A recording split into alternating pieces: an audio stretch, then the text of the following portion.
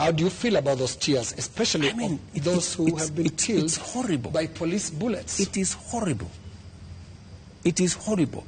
When you find a situation where people are grieving, whether they are grieving because their parents have been arrested, or they are grieving because their hard-earned earnings of many years, monies there, I have on my phone. People who are saying, I borrowed money. My whole loan has been wiped out. My whole barber shop has been destroyed.